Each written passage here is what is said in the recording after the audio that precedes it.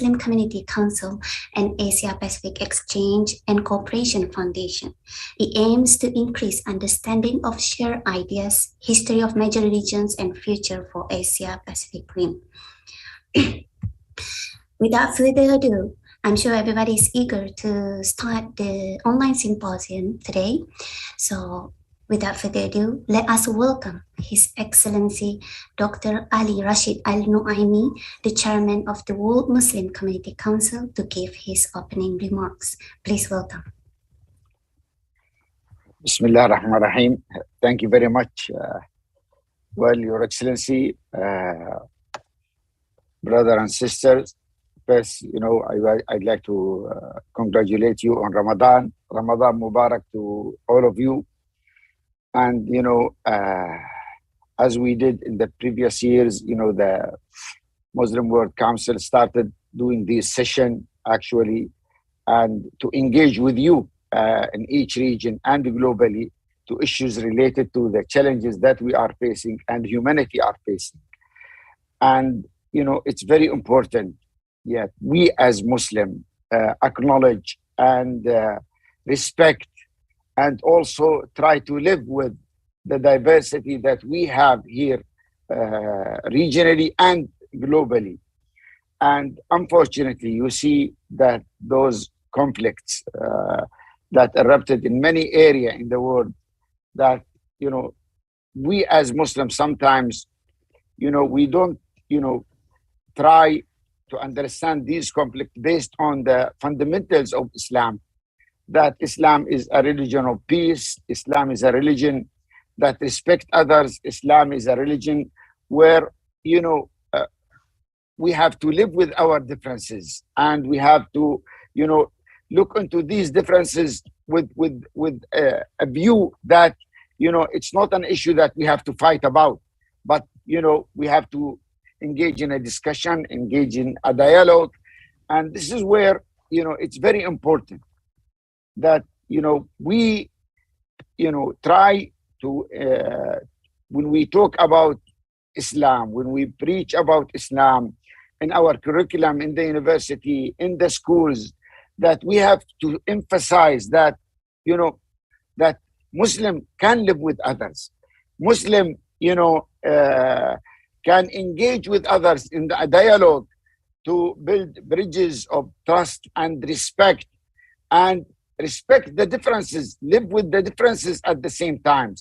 That Islam doesn't ask you as Muslim when you deal with others that, they have to leave their religion, or they have to leave their culture, or they have to leave their civilization.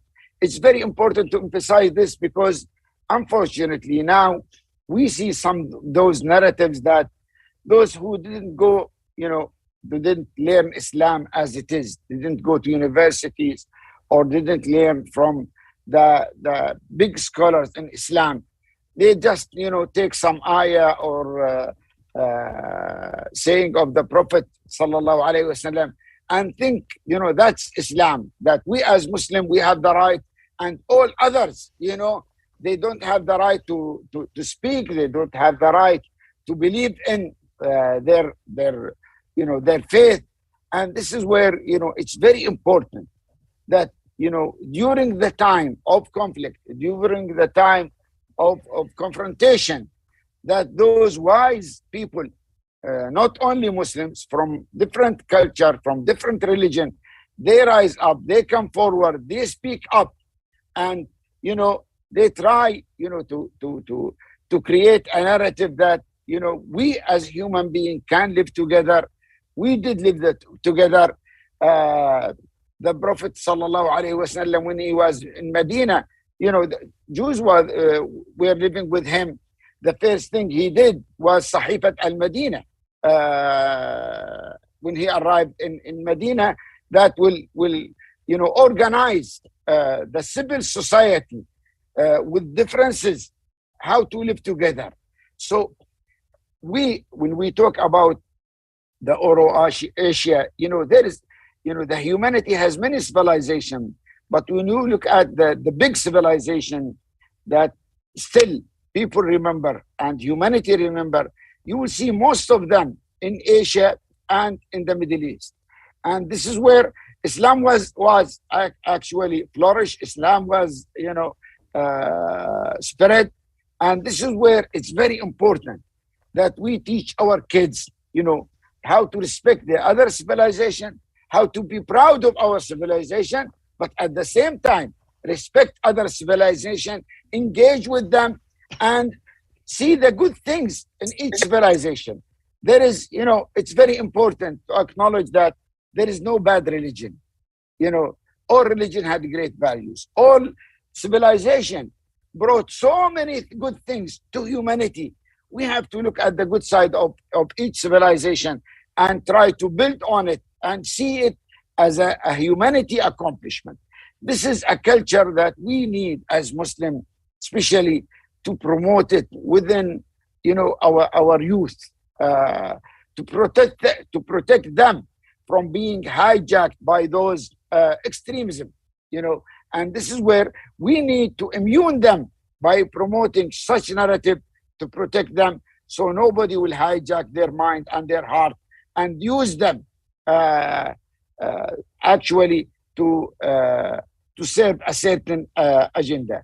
I wish you the best, and I pray that Allah subhanahu wa ta'ala accept our prayer, our fasting, and I look forward to seeing you again. Wassalamu alaikum wa rahmatullahi wa barakatuh.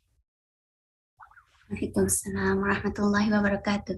Thank you, Dr. Ali, for the wonderful opening remarks. As Dr. Ali mentioned, it's our culture that we should be proud of our civilization, but at the same time respect and see the good side of other civilization. We hope through this symposium today we can get those highlights on today's symposium. Now, ladies and gentlemen, without further ado, let us welcome Mr. Xiao Wunen, the Executive Vice Chairman, Asia Pacific Exchange and Cooperation Foundation from China, to give the welcoming speech. Before that, I would like to also highlight to all Mr. Speakers, you can choose interpretation button on Zoom set. There will be Arabic, Chinese, English available, inshallah. Thank you. Please welcome Mr. Xiao Wunen. 尊敬的世界穆斯林理事会主席阿里阿希德鲁伊 Distinguished President of the World Muslim Communities Council, His Excellency Dr. Ali Rashid Al Nuami, distinguished guests, and my old friend Dr. Ma. Good afternoon. It's a pleasure to discuss at such a peculiar time how to build world peace through religion and culture. How do we use that to build a peaceful environment? As we know, the Ukrainian-Russian war is ongoing. This war has really shocked us and disturbed us. And in these years, as you know, we've been greatly impacted by the COVID-19 pandemic. There are a lot of challenges. Our symposium is hosted in Dubai. And we know that the Dubai Expo has also been delayed due to the pandemic. So these challenging circumstances caused us to think, how do we face such a once-in-a-century circumstance like we call it in China? So this is something we really need to think about. As we see that this symposium and previous symposiums have been discussing different topics, and we're feeling that in Asia-Pacific countries, our leaders, especially our leaders in culture and religion, really have something to discuss in these topics. As we know, the Asia-Pacific religion experienced rapid economic development in the past few years. It has become an engine of the global economy. It is not just an important global economy drive, but it's also a very important cultural center and consumer market in the world. As you know, China has 1.4 billion people, ASEAN has 600 million, South Asia 1.6 billion. So all the population combined, we have more than 60% of global population. Against this backdrop, the entire Asian market has a deep impact on the future of the global future. So I'd like to talk about our guess towards the global future. So according to Chinese traditions, the year of 2024 is the 9th luck for the mankind. So what is 9th luck? It is the renaissance of the East. It's not just about Eastern Asia, but the entire Asia-Pacific region.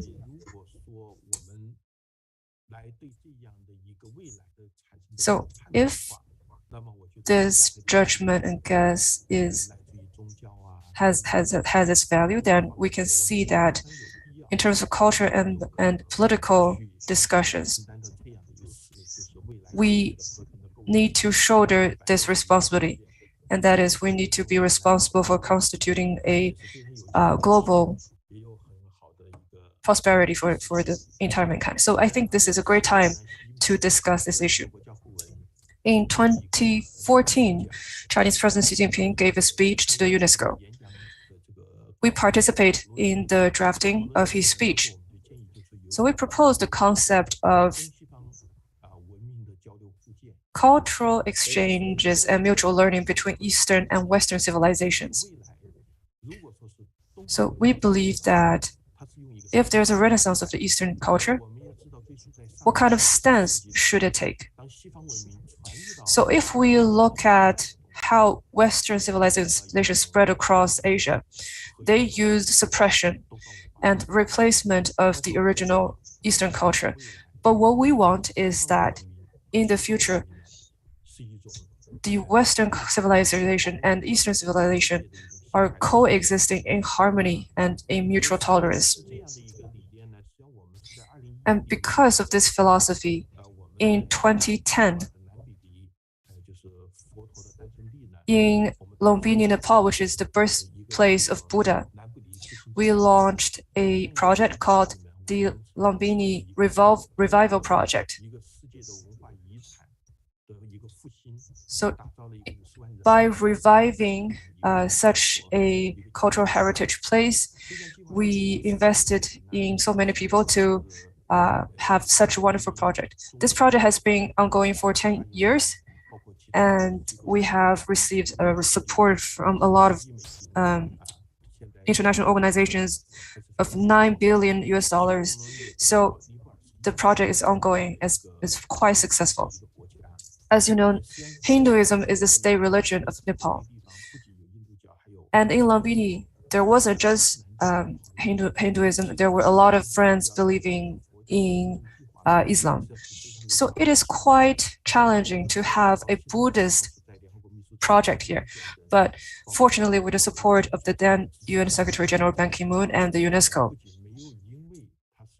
the project didn't get any objection or hindrance because it was a Buddhist project, but it has received many support from many different religions, friends from Islam, friends from Christianity. A lot of friends supported our project.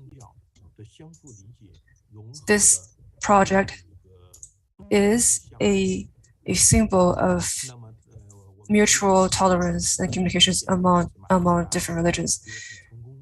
For example, we have Mr. Zhang Xiaoqing from Malaysia, a world-renowned entrepreneur, Forbes Top 100. He is a devout Christian himself, but he has given strong support to our project. Interestingly, one of our press releases was hosted in Dubai. A lot of friends from Dubai, from Saudi Arabia, gave a lot of support to us. So we definitely can use religions to promote tolerance and understanding. Since 2015, we have proposed to the United Nations General Assembly, which is dialogue with civilization to promote world peace. So the purpose of which is to bring together different religions In the 2000, the UN has proposed the Millennium Goals, which is mostly about poverty alleviation. But after 4 or 5 years, we realized that the biggest challenges in the world came from conflicts among cultures, which caused economic disability and other disabilities. So we started hosting such events in a lot of cities like New York and Kuala Lumpur. Mr. Ma also participated. So we have UN Under Secretary Generals, presidents, vice presidents, speakers of house, and more. So more than 100 world-renowned politicians and dignitaries participated. And more than 2,000 people participated in the event, including religious leaders. Because of the pandemic, this event has come to a halt, but we hope that after the pandemic, after the borders have opened up, we hope that the activity will continue to be hosted. I sincerely hope that this activity will be hosted in Dubai, for example. So I'd like to take this opportunity to invite everyone here today to come to this activity. I'd like to share another project we've been doing. So in Kuala Lumpur, we actually have a great support from the Cambodian government, from the king and the prime minister of Cambodia. In Angkor Wat, which is a UNESCO heritage in terms of historical and cultural. So here in Angkor Wat, we want to have a 10 square kilometer of heritage site. Not only will we have Buddhist exchanges, but exchanges among Buddhism and other religions, including that project we did in General Assembly. We want to incorporate that project here as well. And as you know, our project has been a part of a post-Millennium Goals by the UN General Assembly, has been on their agenda. So we believe that this project will give peace lovers from all over the world and also people who are doing global research in terms of peace and religion a platform to discuss and exchange. So personally, I believe that I want to say that I'm mostly a researcher of Buddhism, and Buddhism and Islam have a very special historical connection. Buddhism in China came from Western Asia, for example, Pakistan, Afghanistan of today. Eastern Xinjiang in China, as well as Ningxia and Gansu provinces in China, used to be or still are places where Buddhists and Islam coexist in harmony.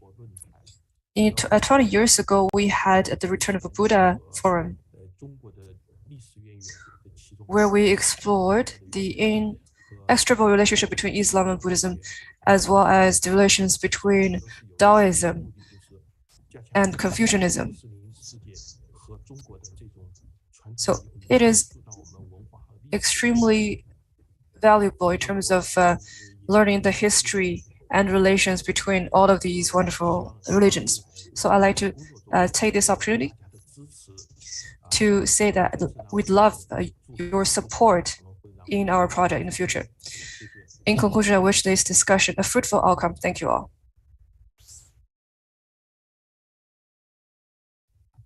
Thank you very much for the welcoming speech and for such a wonderful project. I hope that everything goes well.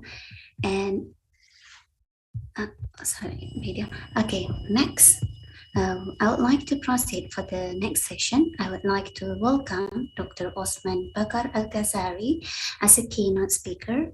He is also the chair of Epistemology and Civilizational Studies and Renewal at ISTAC IIUM Malaysia. Please welcome. Thank you, dear moderator, Ms. Oki, Michio, and ladies and gentlemen. Let me greet you all with the greeting of Assalamu alaikum, and a good day wherever you may be. And in particular, I would to greet Dr. Ali Rashid Anwami, Chairman of the World Muslim Communities Council, the WMCC, Mr. Zhawunan, Executive Vice Chairman, Asia Pacific Exchange and Cooperation Foundation, China, Dr. Muhammad Bakari, Secretary General, TWMCC, distinguished speakers, Dr. Madin Samsudin, Dr. Wei Dedong, and Dr. Hayyun Ma. Assalamu alaikum wa rahmatullahi wa barakatuh again, and a good day. Thank you very much to the organizers for organizing this program and inviting me to give the keynote speech on this very, very special occasion. I've told Dr. Abbas that I will take up the theme of the symposium, but concentrating on the main issue of the challenge of diversity and pluralism. I believe strongly that this issue will be the issue that dominates the 21st century, apart from economic issues, and particularly in the socio-cultural realm. I think this is the ongoing issue that we have to deal based on the last 2 decades in this century. So, inshallah, I'll do that. Let me begin with a few introductory remarks on religion and civilization. Plurality and diversity of religions is a social fact. We can see for ourselves in the case of the region of Asia Pacific Rim. Right? There are many religions. All the big religions of the world are in Asia.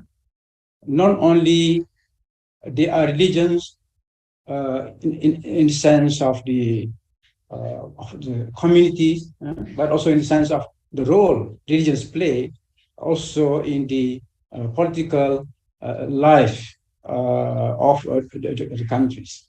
So this it is easy for us if you look at the religious map of Asia Pacific Ring, the demographic map. We see that clearly that as far as religions are concerned, there's what we call the phenomena of plurality and diversity. It is not a theory, it is a social fact. And so also is plurality and diversity of civilizations. Why is this so? Well, according to scholars of civilization, it is simply because religion is the core or the heart of civilization. So, in as much as, well, there will be, in a sense, as many civilizations as there are religions. And it is important also to make the observation that I think that it was emphasized by Dr. Ali Rashid, that, religion stands for the good of humanity. Religion has always been the force for peace, for the welfare of human communities. So, since religion is the core of civilization, so if religion is for the good of humanity, for world communities, then so also is civilization. We see civilization in a very, very positive light. In other words, the ultimate purpose of civilization is to bring about the global community together. Now, as far, again, as a matter of emphasis, as far as Asia and the Pacific Rim is concerned, I have no doubt. Comparatively speaking, it is the most diverse and the most pluralistic geographical region in the world. It is that clear as well. Now, as I said, I would like to talk about the challenge of religious pluralism, basically religious pluralism, and hence of civilizational pluralism. Now, religious pluralism, that concept is understood in several ways. Just the idea of cultural pluralism itself is understood in various ways. I don't want to go into details about that, but I just want to emphasize this point. If you look at the dictionaries, of course, pluralism is understood, first of all, in the innocent sense. One of the meanings of pluralism is just simply plurality and diversity. You are not making any value judgment, any kind of into that. Simply, that is the fact. Look around, all right? There is plurality and diversity. But the moment, all right? So I'm saying that even when innocently understood, all right, as just a statement of fact, what we see is a source of concern, a source of worry, and even fear. Why? Because most of us, if not everyone, we do not know really how to read the phenomena in question. We see plurality, but how to read that, and how to interpret that, and how to manage that correctly. We do not have, although the problem has been with us for a long time, but compared to other fields, to other areas of life, we are not really, we are not really good. I mean, in other words, we simply do not know how to interpret diversity and plurality and how to deal with it.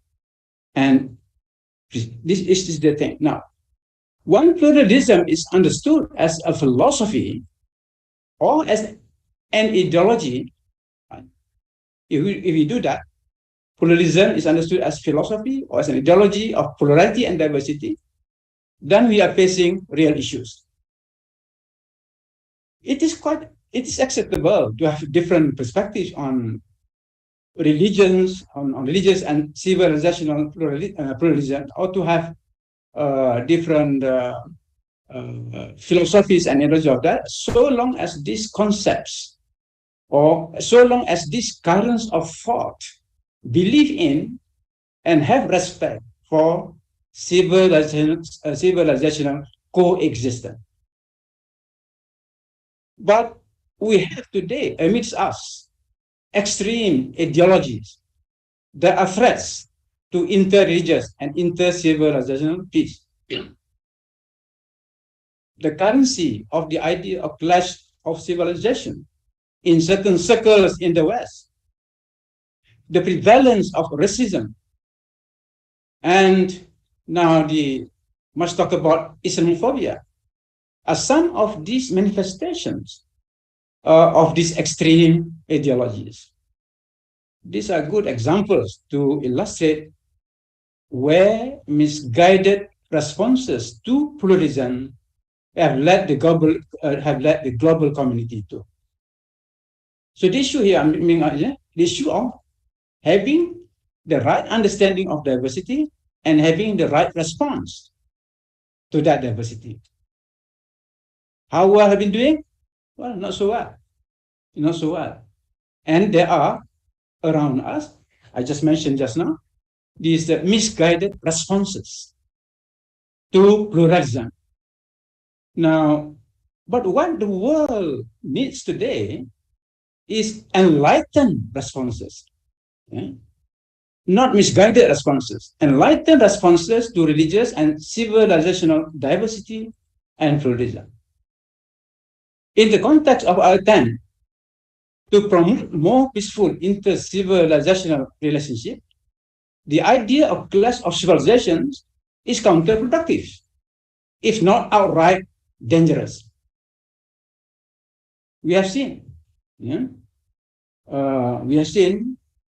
following that thesis of clash of civilization presented by Samuel Huntington, and who belonged to the same school, or that school inspired by Bernard Lewis, who said that the American invasion of Iraq is the last salvo in the clash between Islam and Western civilization. So you can see how the kind of understanding of relationship between civilization, the emphasis on clash and not on peaceful relationship, we have seen the impact, the disastrous impact on the world. So we should instead talk more about dialogue and alliance of civilization.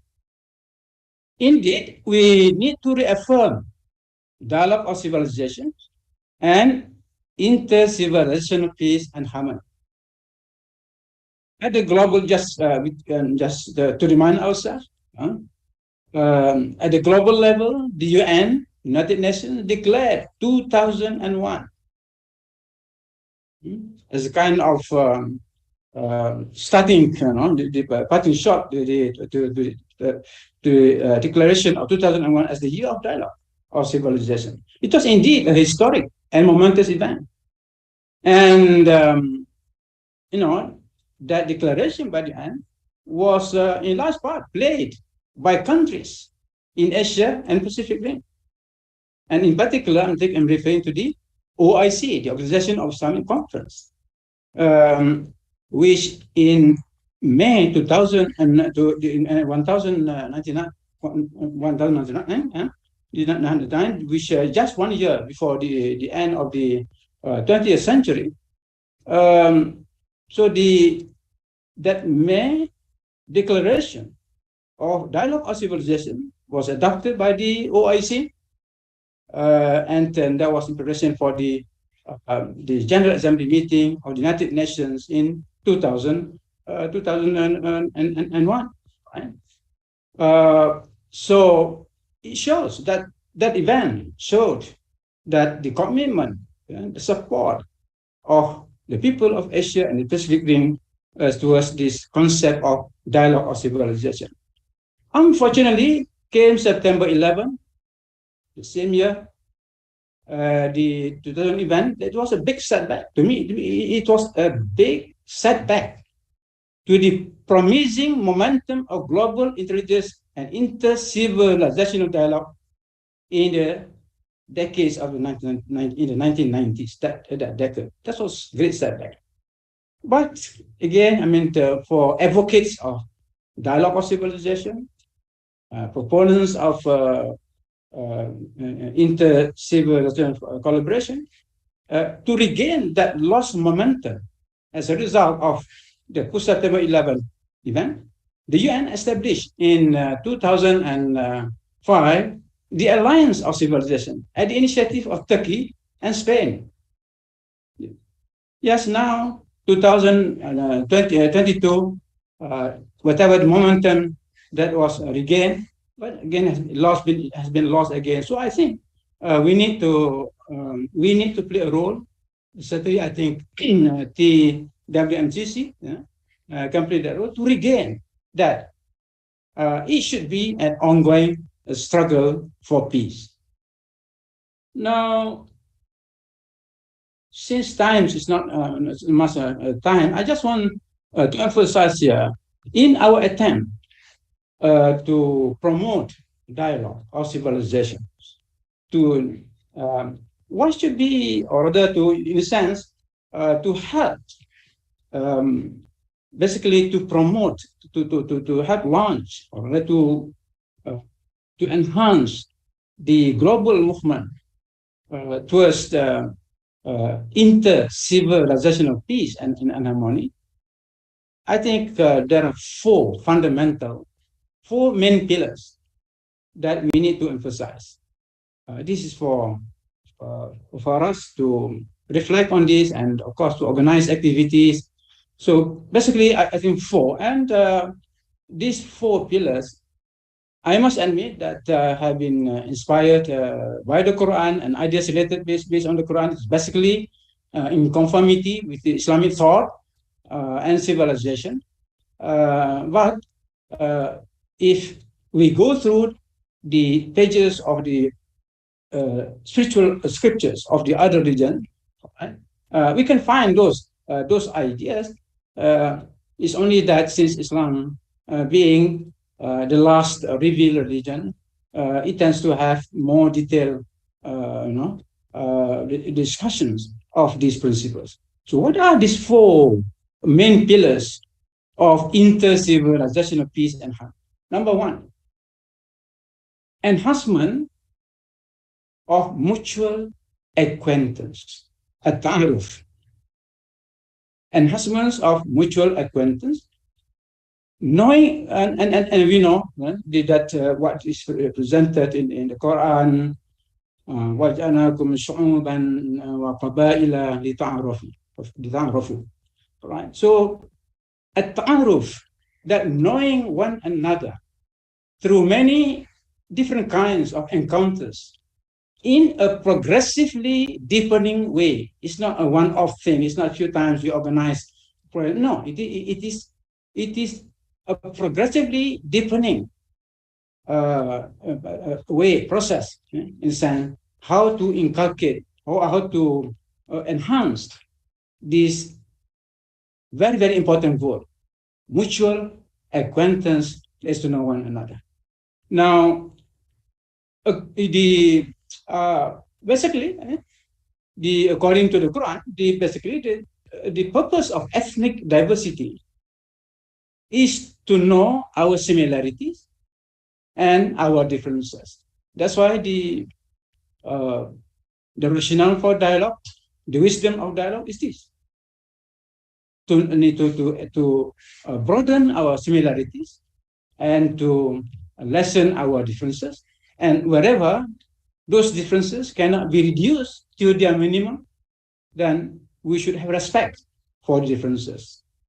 It's a very important wisdom. And so another word for ta'aruf is basically cultural literacy. In other words, what I call it, literacy, the kind of literacy in which how much we know the other. And that is number one, this pillar. Now, the second pillar, enhancements of mutual understanding, at-tafahum. Now, once we have mutual understanding, then we can solve problems together. There are hundreds and hundreds of problems, global, regional, local problems that need to be solved. Right?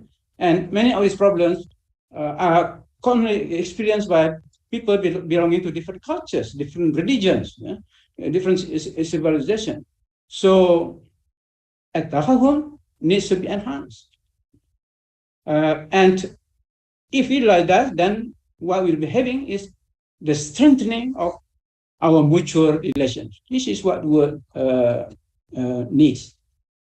Now, the third pillar is the enhancements of mutual cooperation. At-ta'awun. Cooperation, mutual cooperation, not for destructive purposes, such as for waging wars. So we see in our own time, the waging of wars, calling others to join together for the purpose of conducting wars, not for the purpose of having peace. I think this is very clear, and as far as the teaching of Islam is concerned. Mutual cooperation, yes, by all means, we should issue that. But this cooperation is for peaceful purposes, for the purpose of human welfare, for the common good. You see, yeah?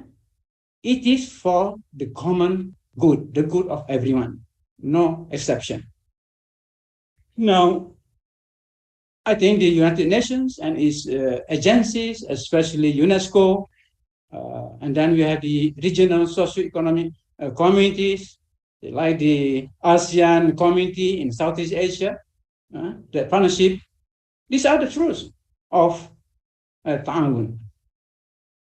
Now, this is all interesting. The fourth pillar, the fourth design, enhancements of healthy competition. Religions are not against healthy competition. Philosophies are anti-competition. Civilizations are not. In fact, there's a very fundamental principle in the development of civilization. Why ethnic groups, why communities, why different are able to create civilization, great civilizations, is precisely because of the presence of healthy competition. So this is at-tasabuq. At-tasabuq, the sharing, this healthy competition, such as in the field of knowledge, because the sharing of knowledge and wealth, we all pursue knowledge, pursue wealth, but our general aim is for the good of the global community. But what's emphasized here that competition should be in the healthy, ethical way, ethics. The importance of ethics. In the case of Hans Kuhn, the German scholar, don't have the word ethics in the plural, but ethics in the singular. He believes that there is such a thing as universal ethics, the ethics that we all share, the ethics we share. And this is emphasized by Islam. Islam emphasized that universality of human ethics. So what we are proposing here is ethics in the singular as the foundation of prosperity. So as far as the ethical domain is concerned, we have similarities, many similarities between the different religious traditions, between spiritual tradition, on the meaning of what is good, what is bad, what is desirable and not desirable. We have more commonalities than differences. I think it's very important, and therefore, as particularly scholars of religion, scholars of spirituality in different traditions can encourage, advocate the meeting together of minds from different traditions in order to find that foundational ethic for the living together of different cultures and civilizations in Asia and the Pacific Rim. Certainly, you have to address this need for the common ethic, the universal ethic. And I believe that, I think, as it is today, Asia Pacific Rim is a much richer, in terms of wealth of spiritual knowledge, wealth of the ethical knowledge. It is yeah. Just about to come up with a concluding remark. Yeah. So in conclusion, let me say this. I think what we need to do is basically, in order to see brighter days ahead in the relationships between religions and civilization, is to emphasize on the universality of our values, the community of our values, and to inculcate respect for whatever differences that exist. So thank you very much. Assalamu alaikum, and happy day to all. And of course, let me greet you with the greeting of Ramadan al-Mubarak. Jazakumullah khair, Dr. Osman Battar, for eye-opening speech. Thank you for highlighting the issues and solution to the current world, particularly in Asia, that we're facing today. Let's proceed to the next session, which will be the thematics discussions. In this session, I would like to notify to the Mr. Speaker that each speaker will have 30 minutes to give a speech, inshallah. First, I would like to call upon Dr. Dean Shamsuddin, the Chairman, Center for Dialogue and cooperation among civilization Indonesia. Please welcome. Thank you, Madam Moderator. Bismillahirrahmanirrahim. Assalamualaikum warahmatullahi wabarakatuh. Alhamdulillah wa syukurulillah wa la hawla wa la quwata illa billahil aliyil azim. Thank you for mentioning my position as chairman of CDCC, Center for Dialogue and Cooperation Among Civilizations, because the position written and the invitations is not one. I'm no longer at that position. I am really delighted to join this symposium and meeting with so many esteemed friends, leaders.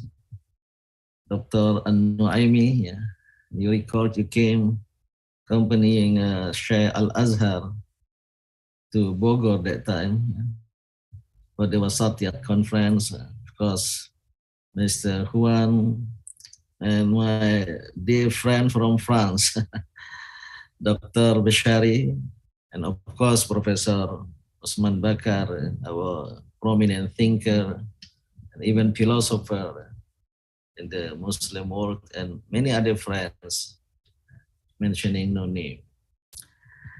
First of all, I would like to put and underline what Professor Osman Bakar has said about the importance of religions in today's world. Today's world has been facing many, threatening challenges to human being. The world of disorder, the world of uncertainty. I think this is the term used by the World Chinese Economic Forum. And the era of disruption, there is a great shift. And I used to quote the conclusion from the Interaction Council, which is a group of former head of state and government, that we are facing a cumulative global damages. Maybe in Arabic, fasadul alam al-mutarakim. And therefore, the opposite of peace is no longer war, but the absence of peace. But we need to move from a negative peace to positive peace, as suggested by the writer, famous writer. I lost the name in my mind. That we need to create, to face the problem of the absent peace. The absence of peace, and create positive peace in the sense of not only getting rid of conflict and tension, but establishing cooperation for the common good, for the human well-being. And therefore, religion indeed is a central, as mentioned by Professor Osman Bakar, especially in our continent, Asia, is the cradle of almost all major religions of the world. But we have to recognize that the problem of religion and civilization is that religions, I put it in plural, are not always performing themselves as problem solver. In many cases, in many countries, religions are perceived because of their position as a part of the problem. And even a group of religions make religion as problem shooter, problem maker.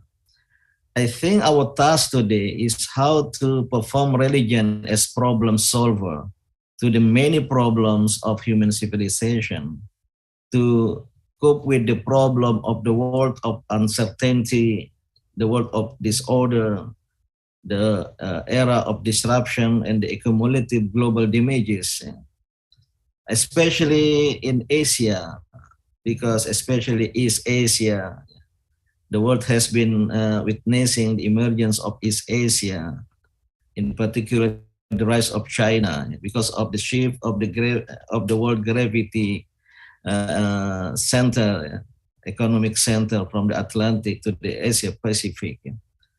And the rise of China, the emergence of East Asia, should encourage religion to be problem solver. All religions of Asia, I used to be president of Asian Conference of Religion for Peace until last year. I keep encouraging all religious leaders in 22 countries of Asia, the member of ACRP, to perform religions, to play the prophetic role. It's an agent of change, agents of modernization, especially to reduce the possible tension with the dynamic of our region. We don't want a hegemonic power, but how to bring all countries in the region into peaceful coexistence and into cooperation. And also the second role of religion as a problem solver in its in its role of a prophetic mission is how to instill moral and ethical values into the materialization, the secularization of the world. And therefore, maybe my last point, before the last one, I just want to put, there is a need for cooperation. The term ta'aruf in the Holy Quran, as mentioned by Professor Osman Bakar, in my understanding, should be enhanced from ta'aruf, mutual understanding, recognition of plurality, multicultural,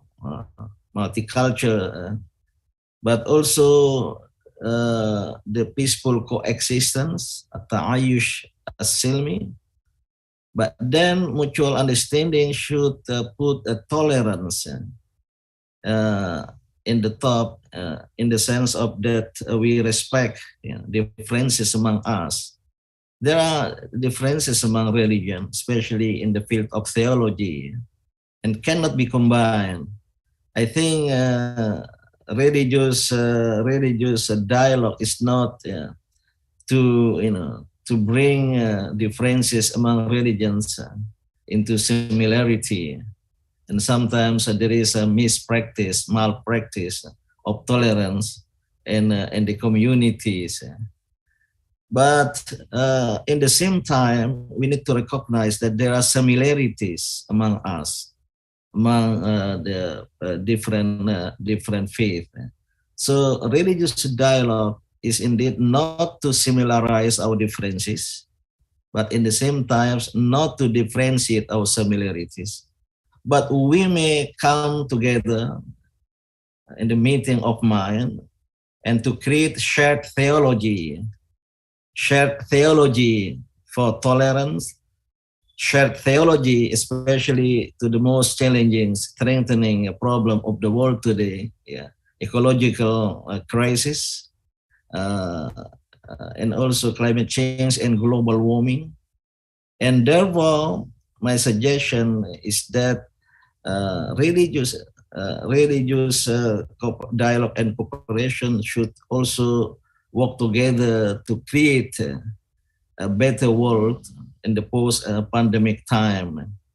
We need to submit to the human beings, maybe the Arabic term al-badil al-thaqafi, the alternative civilization, by creating shared theology. I think many religions propose the same moral, ethical values with regard to the common good and common well-being.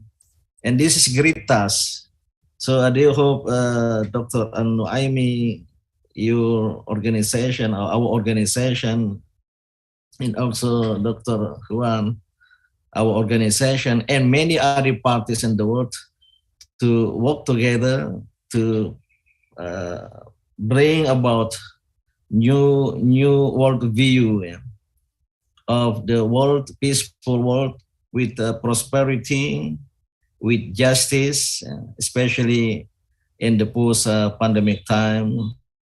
And this is indeed a big agenda of all of us. Thank you very much. Shukran. CSA. Wassalamualaikum warahmatullahi wabarakatuh. Waalaikumsalam warahmatullahi wabarakatuh. Jazakallah khair, Dr. Dean Shamsuddin.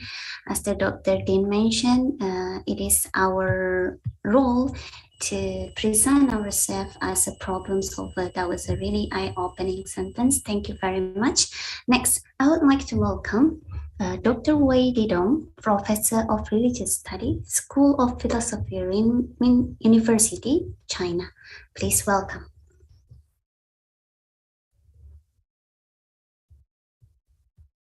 Salam. Assalamu alaikum.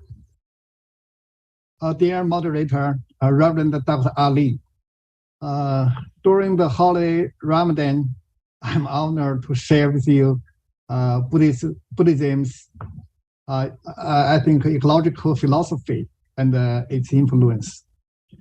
As we know, Buddhism and Islam have a long history of interaction in China and Asia Pacific. In reality, the two great religions are important spiritual resources for the people of the Asia Pacific region. Yeah, I think now. Yeah. Today, so I like to use several concepts to introduce the basic background and the fundamental wisdom of Buddhism, especially in ecology today. The one concept is the concept of dependent origination. Yeah, Buddhism is different with a lot of religion. In Buddhism, it is not one God. Yeah, it is not. It has not one God. Yeah. The Buddhism believes that dependent origination is a worldview. Dependent origination means that everything which exists in the phenomenal world comes into being because of a myriad of conditions. This existence does not occur in isolation. Yeah, Buddha Shakyamuni told us, this exists, and so that exists. This comes into being, and so that comes into being. This does not exist, and so that does not exist. This ceases to be, and so that ceases to be. Here, this and that constitute an inseparable entirety. Causes and conditions determine whether or not an entity exists. So I think this is a very unique and a very special worldview. Yeah, worldview. In the worldview, no entity can exist alone in isolation. Yeah, from the standpoint of dependent origination, Buddhism has another concept that we can call it ecological holism. That means the whole world is an inseparable entity that exists in innumerable network relations. And this theory of holism is the chief characteristic of Buddhist ecology. Yeah, that means everything in the world is connected, inseparable. Each unit is an interdependent element, related and not exist alone.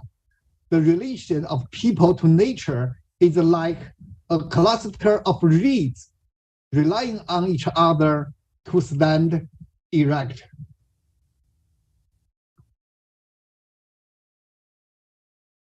So it is exactly upon this foundation of holism that Mahayana Buddhism has developed its great relieving suffering and giving joy and bodhisattva compassion, as all in this world is one.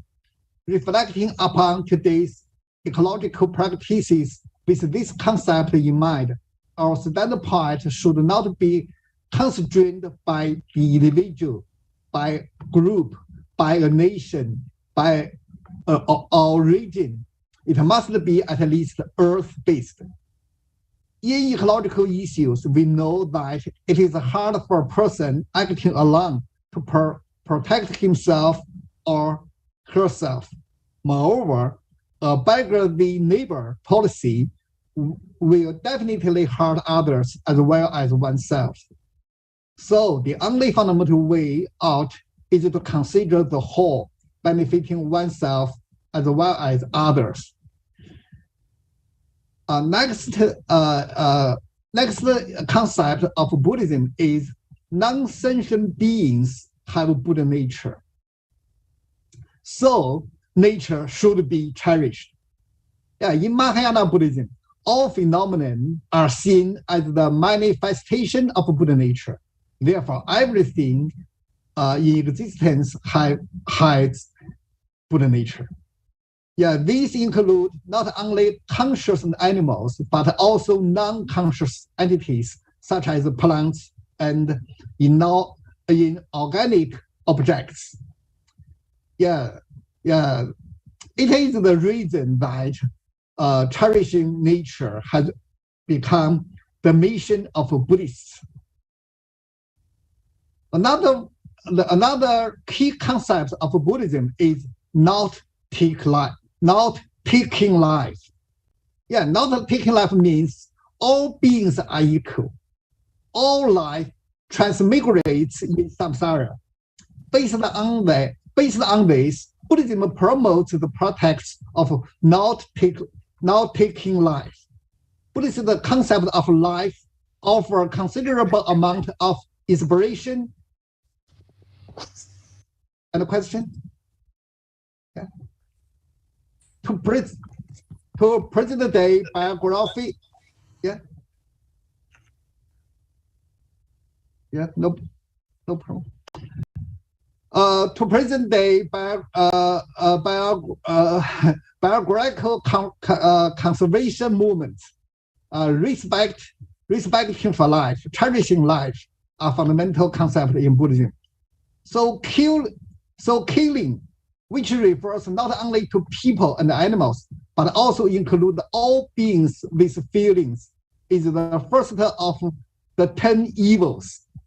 Refraining from killing is the first of the 5 cardinal precepts. The first requirement for becoming Buddhist is to cherish life. The important focus on peace by Buddhists today is a derivative of the basic precept of not taking life.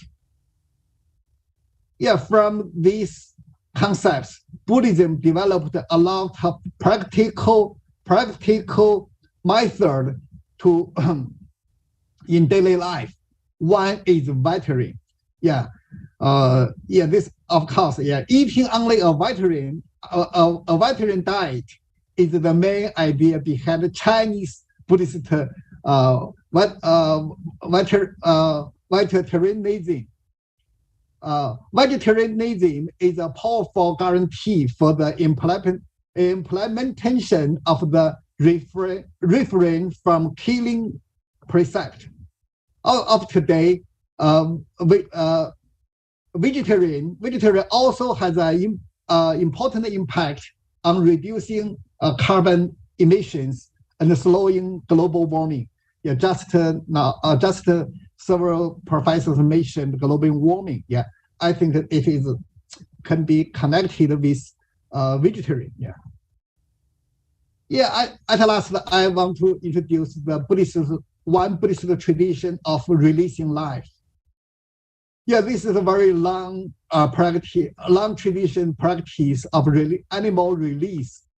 That means buying animals such as fish, birds, something, some beings captured for slaughter, and then releasing them back into the rivers or forests where they can regain their freedom in nature.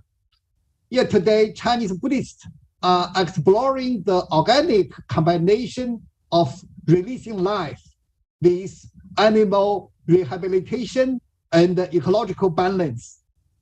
They want to achieve Buddhist merits, animal rescue and environmental protection together.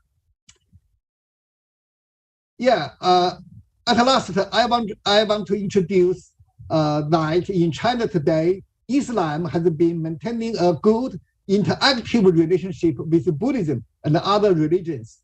Chinese Muslims today have played an active role in promoting religious harmony and are highly respected by other religions and the whole society. Last year, on July 31st, 2021, Muslim organization in Qinghai province held the first Huitong Forum. The first Huitong Forum. Huitong's meaning means encounter, communicate, and understand each other completely. Yeah, the Huitong Forum, the first Huitong Forum's topic is religious view on environment and ecological civilization. Yeah, this conference was attended not only by Muslims, but also invited experts in the fields of Buddhism, Christianity, and Taoism to share their ecological wisdom. This conference, I think, clearly reflects the positive attitude and the great contribution of Chinese Muslims in building a harmonious society. Thank you.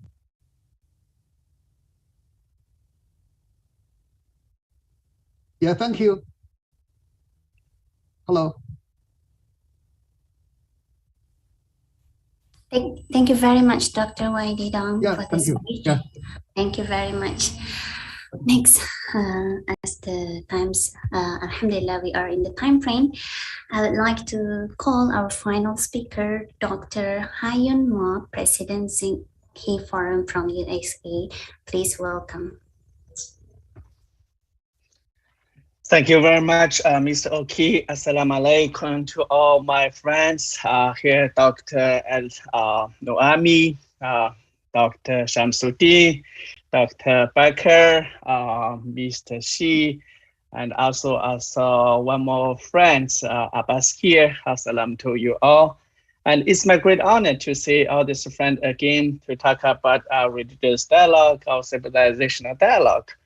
And of course, we just heard Professor Becker, Dr. Shamsuddin, and Professor Wei talk about the approaches, concept, text in interreligious dialogue. I think that's very important for the practical purpose to engage in a meaningful religious civilizational dialogue. Now I want to talk about briefly the reason why humans should have a religious dialogue. Not really simply from a religious perspective.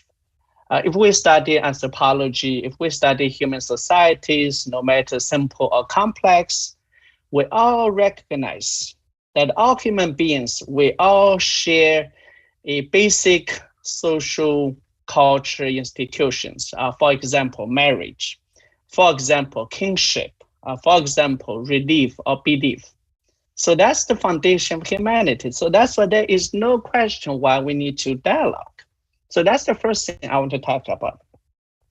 The second thing I want to talk about is really about other religions. If we look at our religions, essentially, for example, nowadays we observe the Holy Ramadan, which is of course a very specific Islamic, but at the same time, if we look at this pillar of Islam, actually you can find some similar teachings and even practices in Chinese cultures, no matter Confucianism or other practices. For example, we study Confucianism and we know Mencius, one of the students of Confucius. he specifically talked about something close to what we call Ramadan. Our quote here, for example, mentions basically said, when heaven is about to confer a great responsibility on man, it will first fill his heart with suffering, kills his sinews and bones, exposes his body to hunger, subjects him to extreme poverty, confines his journey with setbacks and troubles, so as to stimulate his alertness, toughen his nature. It is probably this reason that even the imperial government of China historically institutionalized fasting, making it a duty not only for rulers, but also for officials, for a better relationship with heaven, earth, and people. So here we see strikingly similar practice even between Islam and Confucianism when it comes to a fasting or Ramadan. And of course, everybody knows in Islam, our Prophet Muhammad, peace be upon him, received the revelation from Allah Ta'ala through the angel Gabriel in similar condition in a mountain or cave Hira. It is here Prophet Muhammad, peace be upon him, withdrew into seclusion and applied himself to ardent devotions, and of course consists of long vigils and prayers.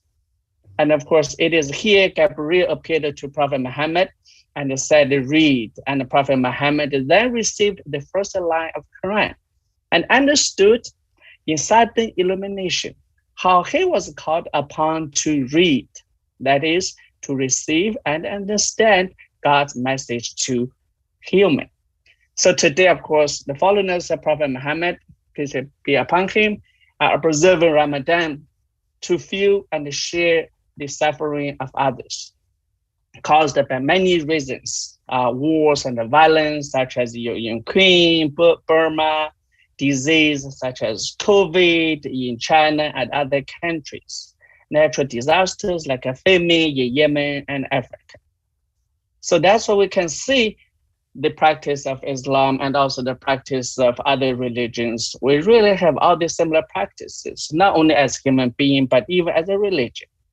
And of course, as Professor Becker, Dr. Shamsuddin, and Professor Wei just mentioned, there is a huge role for religion to play in human lives, especially in politics, societies, almost every area. So that's the reason we see what is happening in the Middle East is that several countries, I think including UAE, Israel, Bahrain, and other countries reached Abrahamic Accord, basically try to reach kind of harmonious relationship. And here we see the fundamental role religion played even in politics or at high politics. And also we see the harmonious relationship between Muslims, especially of Indonesia, and evangelicals in the United States began to emerge. And I remember the UN Secretary General visited Washington and held a very constructive talk with evangelical representatives. So that's why we see here a very good relationship began to emerge, not only in Middle East, but also in Asian Pacific, especially between Muslims and Jews and Christians.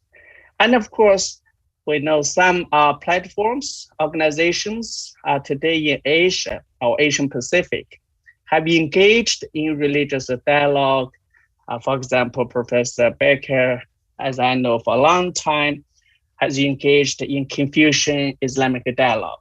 And I think that's go back to 1990s. There was a conference held not only in Nanjing, later even in Kuala Lumpur.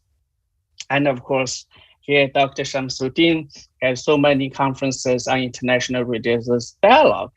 And also Mr. Xi, I think, organized the conference on Buddhist and Islamic dialogue in Xinjiang and other regions. And Professor Wei just mentioned several events are going on in China, including one important conference in Qinghai province, try to bring different religious groups together. But in general, despite of all these platforms, practices, we do not really see a powerful platform to bring all religious groups in Asian Pacific, especially given the fact that we have different countries, different populations with very diverse practices, not simply between religions, even between religions and atheism. So that's why I think here we really have to start from the basic fundamental base. As human beings, as I mentioned, we share all these basic institutions.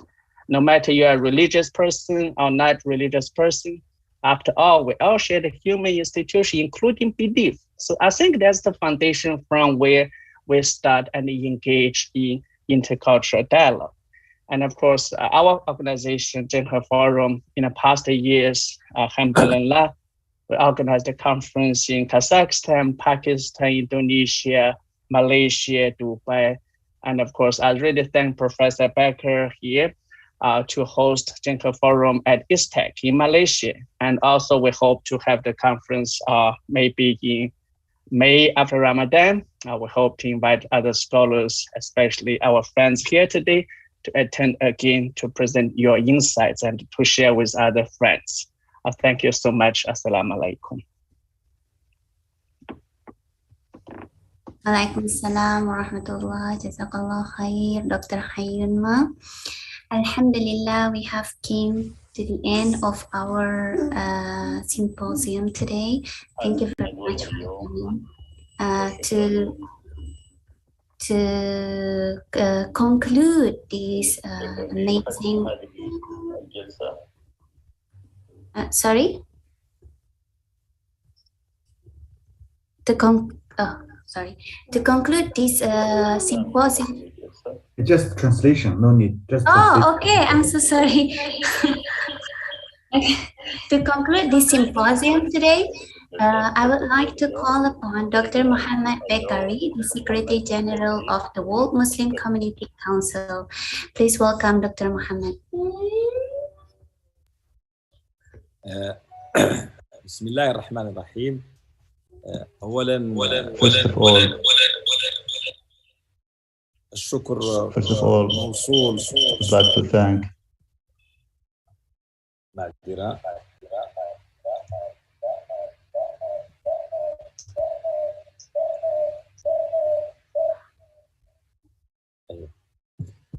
أولاً الشكر موصول إلى كل من شارك في هذه الندوة الجميلة الصباحية عندنا في أبو ظبي، وأظن هي مسائية في كثير من الأقطار المشاركة. هذه الندوة أتت في وقتية ظرفية زمنية جد مهمة. العالم يموج بمخاطر وأزمات and wars in some regions of the world. وأصبحت الدعوات والحاجة إلى إيجاد طرق سلام للتعايش بين أفراد البشرية أصبحت حاجة. This requirement is crucial and vital. معالي الدكتور علي النعيمي وأصحاب المعالي والسعادة المشاركين في هذا اليوم الصباحية أكدوا أولاً على حاجة الإنسانية إلى الدين، حاجة الدين إلى تأكيده بمفرداته السلم والسلام. وثالثاً ركزت كل المداخلات على الحاجة للتعاون والتدافع الحضاري بين أتباع الأديان.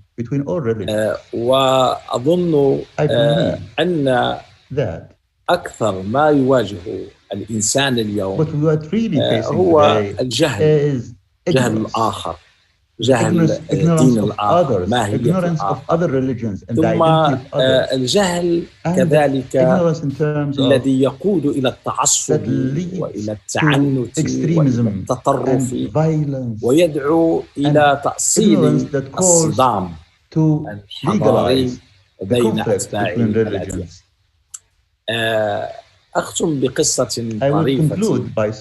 أستاذي يدرس في علم اللاهوت ثيولوجيا في جامعة كبيرة، ورحل إلى مدينة وكان في الصباح يرش الحديقة بالمياه، وفيه جارة يسأله من أنت؟ فأعطاه اسمه.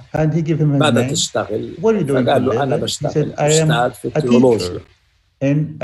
فضحك الثاني فقال له أنت شو شغلك ماذا تشتغل؟ قال له أنا ملحد. أنا ملحد. فسأله الأستاذ التيولوجيا أنت ملحد، هل قرأت كتاب الفيلسوف فلان؟ قال له لا. هل قرأت في كتاب الفيلسوف الثاني؟ أجابه لا. فسأله عن كثير من الفلاسفة الوجوديين والمعاصرين، فيجيبه الثاني بأنه لم يقرأ. أجابه فقال له فأنت لست بملحدا، أنت جاهل. هذا احنا أكبر تحدي نواجهه نحن مع الأديان والحضارات والثقافات، هي كيف يمكن لنا أن نواجه تيارات الجهل. والجهل ليس الأمية، ليس معناه عدم معرفة الكتابة والقراءة، وإنما الجهل هو عدم إدراك ماهية ثقافة المرتكزات الفكرية الأخرى.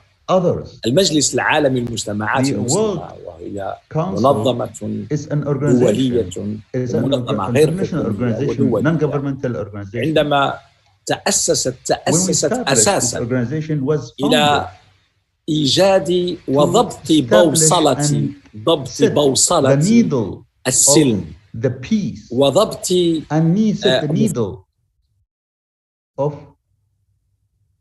I'm sorry, the interpreter cannot hear the speaker. I'm sorry, the interpreter cannot hear the speaker.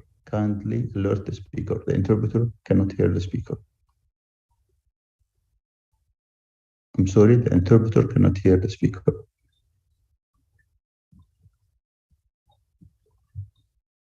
This is the interpreter. I cannot hear the speaker.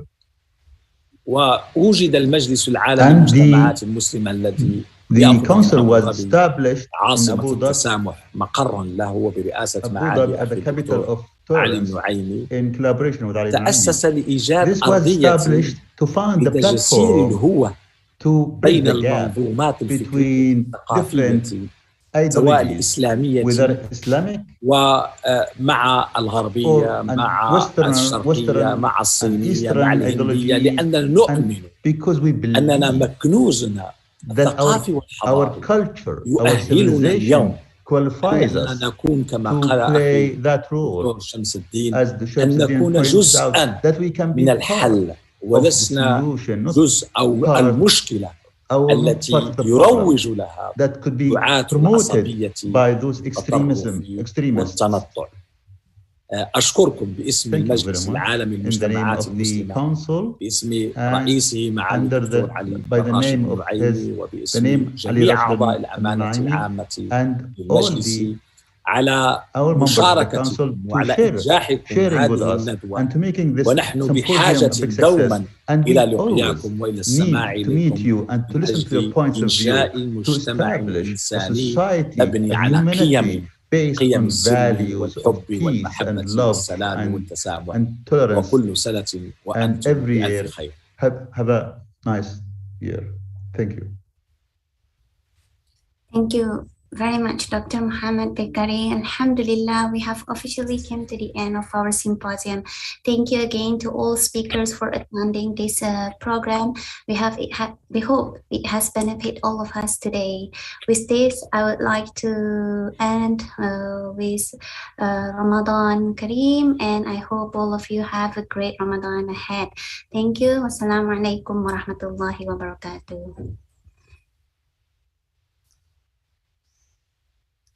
الأستاذ بشاري. Recording stopped. قصير جدا. حياكم الله. بارك سلامي إلى الشيخ عبد الله بن بية. Thank you. Okay, thank you. Prof Bakar, bila ke Indonesia. Welcome to Beijing. Hello, Chai. Thank you so much. Thank you. Thank you, sir. Bye-bye.